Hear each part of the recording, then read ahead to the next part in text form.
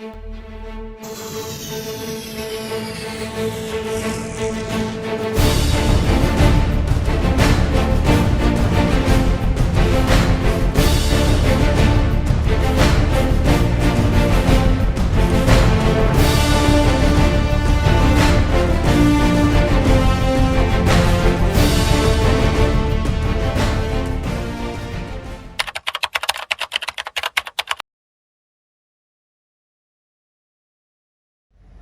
père François à la paroisse Saint-Mathieu a rempli le rôle de vicaire de la paroisse et il a été durant tout son mandat au sein de la paroisse aumônier de la liturgie.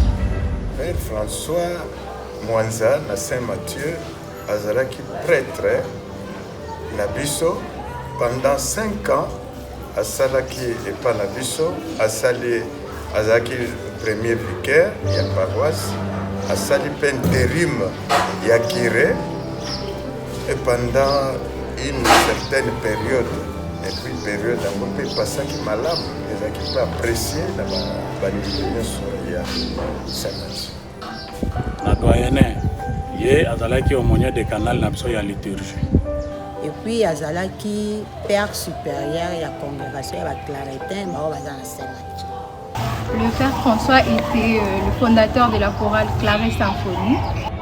C'est un père pour nous, particulièrement pour moi, par rapport à ce qu'il fait.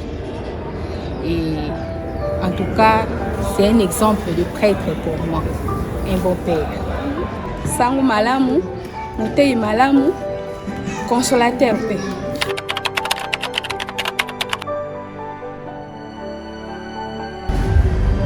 En tant que pasteur, le père François est quelqu'un de très perspicace, avec une personnalité forte. La qualité ya malamu pa père François na uti koloba kazaki sangu malamu. Qualité ya liboso pa père François conseil. Qualité ya mibale pa père François évangile. Ce qui a zoté à oso comprendre que liloba ya Nzambe ezobima. Premièrement, je vais dire que c'est un bon évangéliste parce que quand il prêche, je sens vraiment qu'il y a la parole. Baomeli na ye, n'en parlons même pas. Azaki na baomeli moko kitoko, ce qui a pesé yango. Donc nous essayons d'appliquer cela dans la cité pas toujours. C'est un fin prédicateur. On ne peut pas revenir sur certaines de ses valeurs en tant qu'individu, en tant que personne. Le père François, c'est quelqu'un qui sait conseiller et prodiguer des très bons conseils. Parfois, il est dur de langage, mais dans sa dureté de langage, il y a toujours des valeurs qui s'y trouvent en tout cas. Na début, la qualité na yoana, tout le monde qui a mis à calocola défaut. Mais elle doit comprendre tout le monde qui fait la qualité. Alingi kosangisa bato, alingaki kodivize te, alingaki bato bazala ini, bozala esika moko, bozala na boyokani. Donc il parlait d'une manière là ouverte. Omoni mutu mususu donc vérité, mutu mususu tango alobi vérité. So yebi que oza nkacha likambo wana ekoblesse yo bomona ngo lokola a manquer yo ou bien a minimiser yo. Donc c'était tant on a eu comprendre ce que père François a eu mon information que c'était une meilleure qualité qu'il avait. Donc il faut le bilao likambo na droiture nyonso. Il aimait bien la vérité, il était très bref et très clair. En tout cas, c'est une chose que j'aime bien, c'est bien. Parfois quand on n'avait pas encore eu le temps de le côtoyer, on le trouvait quelqu'un de très dur et de très éloigné de la jeunesse. Mais quand on a pris le temps de venir auprès de lui et de parler avec lui, on a trouvé que c'est quelqu'un qui s'adapte aussi avec les jeunes et qui sait comment vivre avec les gens. Et puis ceux qui osent Olandi pendenge à lobby au saleli en au monde que binonaye boimio kani bien. Mais ceux qui yo qui likambo wana lobby te wana place wana nde boko yo kanate yango batu mingi pe baza komona. Côté négatif, non, il est méchant, il est ceci, cela, mais auparavant, non, ce n'était pas la méchanceté. C'était une façon de nous dire que non, il faut être franc, il faut être ouvert, il faut être sincère et il faut parler, que d'être des hypocrites. Je veux dire, c'est un bon père. Il a un sens là, un caractère là, vraiment, un sens de responsabilité au sein d'une communauté et particulièrement de notre paroisse. En tout cas, ça a été pour moi quelque chose de meilleur que j'ai appris de lui. ye alingaka logique makasi. En tout cas soki olandi logique na ye mokovana na ye sans problème. Mokovana na ye sans problème alingi kosekisa bato ata soki nalongwaki na ndako na kanda na ye awa boye obiki lelo na koseka to koseka kaka mpo soki abandi baanimation na ye okoseka eza kosepelisa moto nyonso meme baconfrere na ye.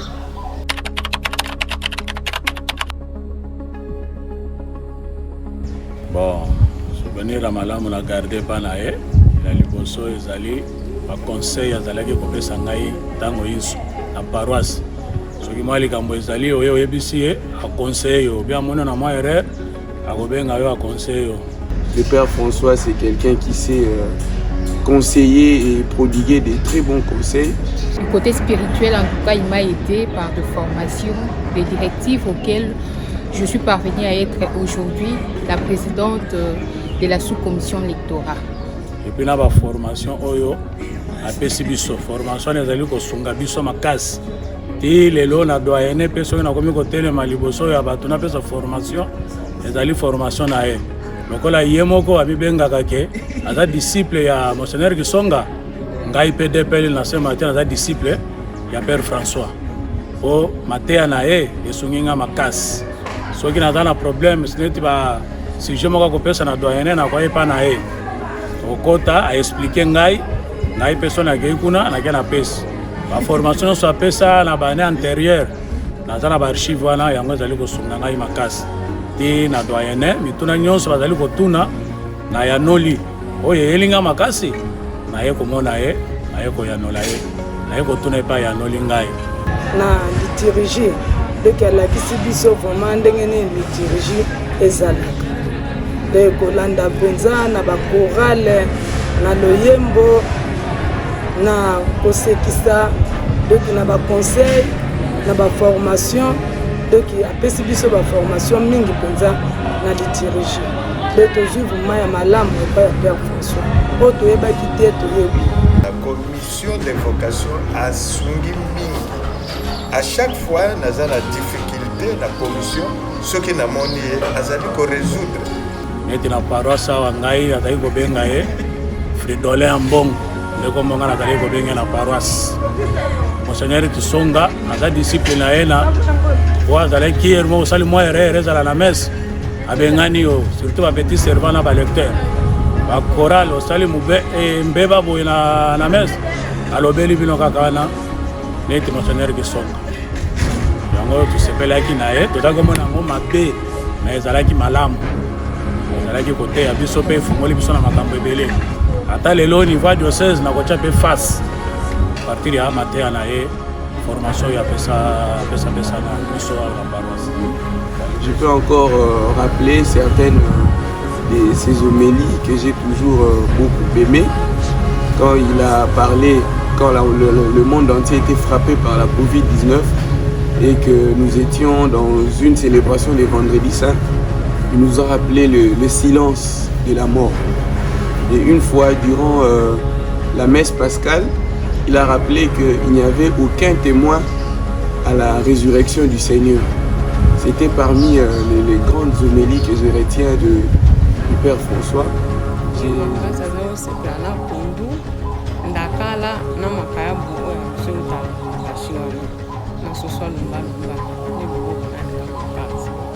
Père François azalaki aire nyonso soki napesi ye mbote ifo natya Père supérieur.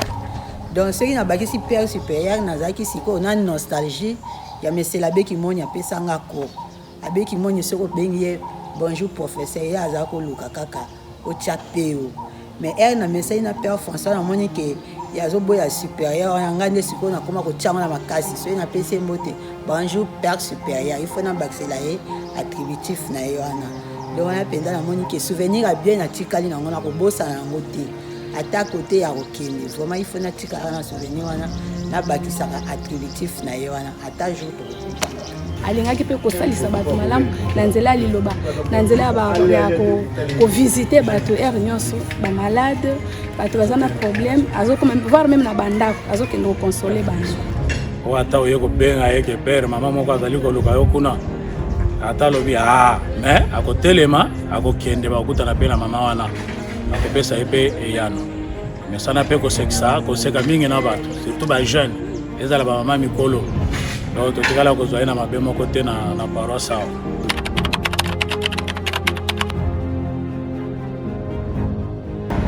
Voilà, quand il a accédé à cette fonction, momentanément bien sûr, mais il a ponctué sa présence avec des actions très concrètes. On peut retenir toutes les lumières qu'il a placées quand il a accédé à ses fonctions. Il y avait des ampoules un peu partout. La paroisse est devenue en un laps de temps lumineuse. Il y avait des ampoules au sein de l'église et même à l'enceinte de la cour paroissiale. Azalaki kosalisa musala mbala moko ke boye toke na étape boye tesi biso ba porte do asali ya malamu penza. On peut aussi retenir du Père François durant cette période-là des portes qu'il a, n'est-ce pas, placées dans la paroisse, la porte centrale par exemple en métal et dans d'autres axes aussi de la paroisse. Père François, l'intérim naye d'abord, Yakire, a bongisi ndako nzambe, a continué qui peut musala kitoko, qui peut apprécier la bandimi à Saint-Mathieu. On peut aussi retenir du Père François durant son accession comme curé ad intérim, sa gestion parcimonieuse, qui avait des comptes rendus chaque dimanche. Chaque dimanche, le Père François rendait compte des finances de la paroisse. Et parfois, ça nous prenait un peu de temps, mais c'était très clair et très transparent. Il y avait toujours une connaissance, les paroissiens avaient connaissance de comment les finances de la paroisse bougeaient. Et ça lui a valu cette grande valeur de bon gestionnaire durant cette période.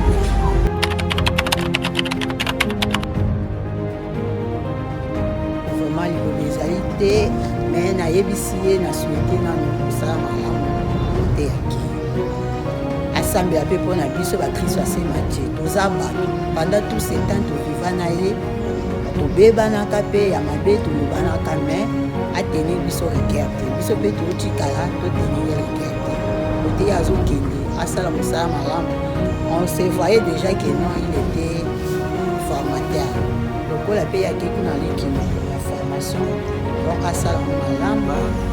Je sais qu'il part remplir le rôle de formateur et il a toujours cette carrure de formateur depuis qu'il était ici parmi nous. Attaqué abosana bisoté abosana Saint-Mathieu te ayaka kotala biso tokosepela makasi bisika pe akei Saint-Mathieu pe ezalaki pe na makambo mosusu pe ya malamu ntango mosusu pe baconseil oyo pe bato bapesaki ye bisika kokende pe asala kaka bongolo ndenge asalaki na Saint-Mathieu asala pe bisika azali kokende wana gentil alakisaki biso na Saint-Mathieu bisika pe azali kokende alakisa pe yango alemba te akobase na mosala na ye ndenge azalaki na biso awa na paroisse tina doyene esika pe akei akontinue kaka bongo tokotika ye pe te tokandotya kaka na losambo mpo nzambe apesi toujours makasi ya asala mosala wana ata après 10 ans 15 ans azongela biso pe lisusu na Saint-Mathieu awa ata akuti biso ke toza su na liturgie te tokosepela so tomoni ye mpe azongeli biso lisusu awa ekozala malamu kaka ndenge azalaki sango malamu motei malamu consolateur akoba na mosala wana ntina suka ndenge azokende nzambe abakisela ye lisusu kutu koleka oyo azalaki nango alembisa te kaka ndenge azalaki motei malamu akoba kaka ndenge azalaki papa malamu kosangisa akoba mosala wana malamu évangile alembisa te akoba nango ntina suka ekozala malamu ndenge akokende wana nzambe apambola ye akoba na mosala wana ntina suka comme na bande kobenga biso bamama Jérusalem bon bisika aza kokende kuna asala mpe nango mpe na baninga oyo ya kokuta kuna ekozala malamu mingi doki tokosepela fort. Je lui souhaite qu'il reste toujours ces pasteurs perspicaces, ces pasteurs toujours à l'écoute des autres, ces pasteurs toujours à même d'écouter et de comprendre les autres, et ce pasteur qui va vers ses brebis. Je lui souhaite toutes les bonnes choses du monde et qu'il poursuive dans ces valeurs qu'il a toujours incarnées. Pour son départ, nous, ceux de la chorale, nous lui disons merci beaucoup pour tous ses bienfaits. Merci, il nous a soutenus de près de loin. En tout cas, oui, il nous a soutenus, merci. On aimerait que le Seigneur lui accorde encore toutes les bonnes choses, les bénédictions, les grâces pour qu'il continue à mieux servir. Et pas na bango kaka obéissance. Ndenga tosi et pas azali kokende. Tozali kotika yeka na prière ndenga sengi. Le meilleur cadeau ya sengi pa na bisawa ezali ka losambo to sambela pona ye. Et pas azali kokende.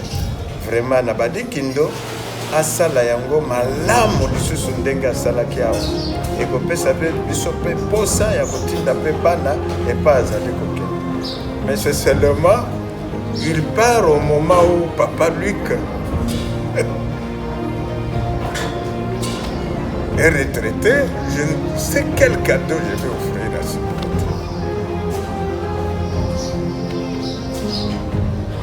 Voilà. Mais clair aussi. Bon, ce que je peux lui dire est que de ne pas laisser tomber, d'être toujours fort et de continuer toujours sur cet élan. Et Dieu fera le meilleur encore. alembisa te azala toujours ndenge azalaki aza toujours bon pasteur partout. Vraiment ntango nyonso tokozala na posa na ye na Père François tokozanga te kobengisa ye koanime ba retraite tout ça tokozala posa chance mpe azala kaka na Kinshasa tokozanga mpe te kobetela ye batour en cas de besoin ye mpe akoya mpe koanime biso voilà omwa mokela kokaa kozala toyebi kaka kosouetele ye bon départ dans nos prières pour que asala mpe mosala malamu epai ya azwa epesi biso mpasi na motema ndenge azokende lolenge tovandelaki kote mpo akei avanda mpe na ndenge moko avandaki na ngai awa kozinia na bango avanda mpe na wana apona mpe malamu.